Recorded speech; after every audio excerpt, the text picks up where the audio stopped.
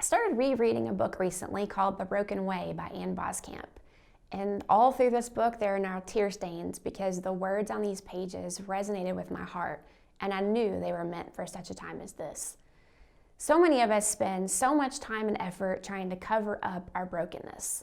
Me, I've been broken by believing I would never be enough, never measure up. I've been broken with a victim mentality that stirred up anger and bitterness. I've been broken by dreams that didn't come true, or at least not the way I imagined they would. And I too have glossed over my brokenness to give the appearance of wholeness. And yet, that's where I've messed up. Because God doesn't just want the best part of me or the parts that I get right. He wants all of me. And in my brokenness, He meets me and shines His light through all the tiny cracks in my broken vessel. And guess what? John 1:5 says His light shines in the darkness, and the darkness cannot overcome it.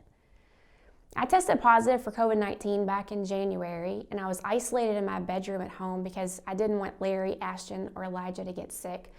So I sat in my room for 10 days of this new, strange kind of brokenness because I couldn't help my family. I couldn't cook, I couldn't clean, I couldn't go to the grocery, I couldn't hug them or snuggle up with them. But a beautiful thing happened.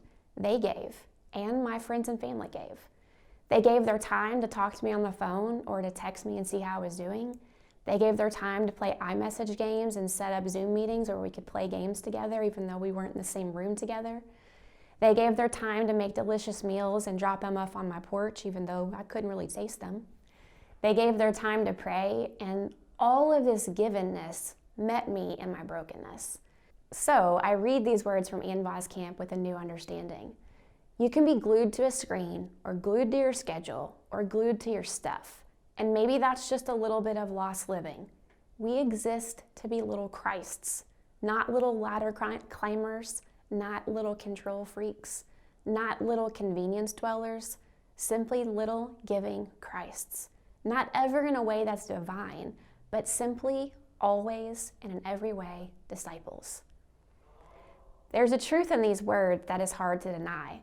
We exist to be broken like the bread of communion and then given away.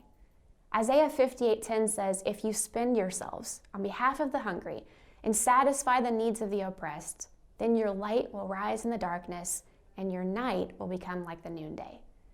That wording really catches me because it says, if you spend yourselves, if you pour yourself out like the blood of Christ, if you give not in spite of your brokenness, but because of it, in the midst of it.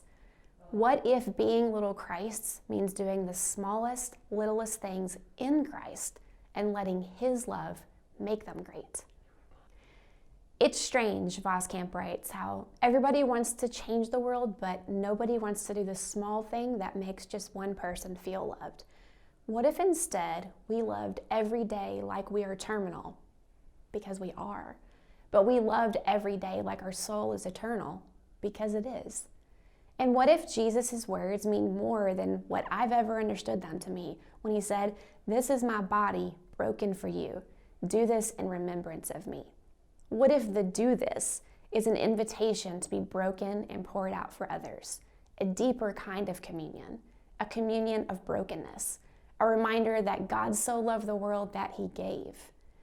And maybe that's the point, believing that you are loved enough by Him to be made enough to give.